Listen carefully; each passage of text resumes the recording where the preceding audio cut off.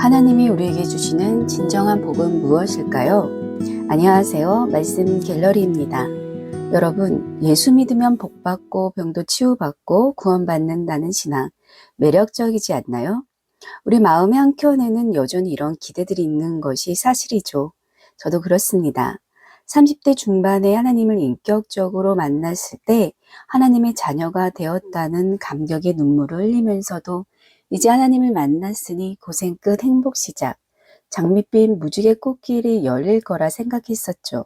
그런데 정말 그랬을까요? 현실은 장밋빛 꽃길이 아닌 십자가의 길이었습니다. 왜 하나님이 저를 십자가의 길로 인도하셨는지 그때는 이해할 수 없었지만 지금은 알게 되었죠. 그것이 하나님의 사랑이라는 것을요. 오늘은 기복신앙에 대해 살펴보려고 합니다. 기복이란 말 그대로 복을 비는 것이죠. 기복신앙을 무조건 나쁘게만 보는 분들도 있는데 기복신앙 자체는 나쁜 것은 아닙니다. 성경에 보면 예수님께서 여리고를 지나가실 때 바디메오가 예수님을 향해 다윗의 자손 예수여 나를 불쌍히 여기소서라고 소리치죠. 그때 예수님이 바디메오에게 다가가 내가 무엇을 해주기 원하느냐 물으시죠. 예수님께서 바디메오에게 무엇이 필요한지 몰라서 물으셨을까요? 아니죠. 예수님은 바디메오가 예수님께 직접 구하길 원하셨던 것이죠. 예수님은 우리가 필요를 구하길 원하시고 응답하시길 기뻐하시는 분이십니다. 하지만 우리가 여기서 주목해야 할 것은 바디메오가 눈을 뜨고 난 후 예수님을 따랐다는 것입니다. 예수님은 바디메오에게 단순히 시력 회복보다 더 큰 것을 주고 싶었던 거죠. 바로 제자가 되는 것입니다. 이것은 예수님의 다른 기적에서도 동일하게 나타나는데요. 오병이어의 목적은 배고픔 해결이 아닌 나는 생명의 떡이다 라는 진리를, 나사로 사건은 나는 부활이요 생명이니 라는 것을 보여주기 위함이었습니다. 모든 기적의 목적은 하나님의 영광이었지 단순한 문제 해결이 아니었던 것이죠. 그런데 문제는 하나님을 복을 주시고 문제를 해결해 주시는 분으로만 여기는 것이죠. 그렇다면 우리나라에는 왜 유독 이런 기복신앙이 뿌리 깊게 자리 잡았을까요?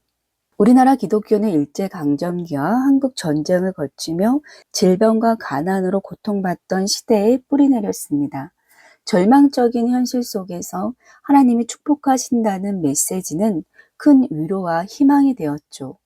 또한 오래전부터 복을 구하는 우리의 전통 신앙 문화와도 자연스럽게 어우러졌고 이후 급속한 경제 성장을 경험하며 기도하니 삶이 나아졌다는 간증들이 기복신앙을 더욱 굳건하게 만들었죠.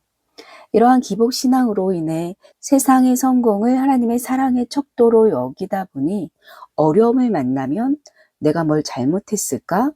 하나님이 나를 버리신 건 아닐까? 내가 뭘 더해야 복을 주시지 않을까? 라는 잘못된 생각에 빠지게 된 것이죠. 더 안타까운 건 어려움을 겪는 분들에게 믿음이 부족해서 그래. 11조 제대로 안 한 거 아니야? 회개하지 않은 죄가 있는 거 아니야? 라는 말들로 개인적으로는 하나님의 관계를 거래처럼 변질시켰고 교회 공동체에서는 성공한 사람들의 간증만 넘쳐나게 만들어 어려움에 처한 성도들이 자신의 상황을 숨기게 만들었죠. 사회에서는 기독교가 개인의 성공만 추구하는 이기적인 종교로 오해받게 된 것도 사실이죠. 그렇다면 우리는 어떻게 해야 할까요? 첫째, 기도의 초점을 바꿔보세요.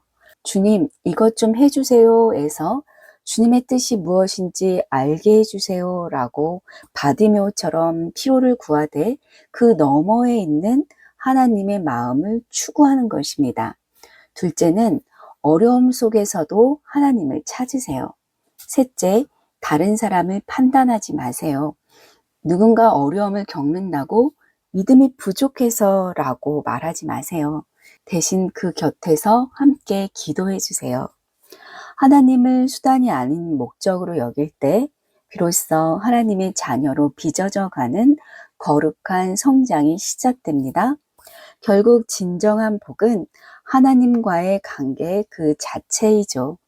이것만은 그 누구도 빼앗을 수 없거든요.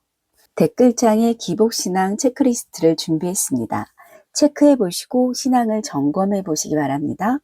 다음 시간에는 왜 하나님은 때로 우리 기도에 응답하지 않으시는지 함께 생각해 보도록 하겠습니다. 많은 관심 부탁드립니다.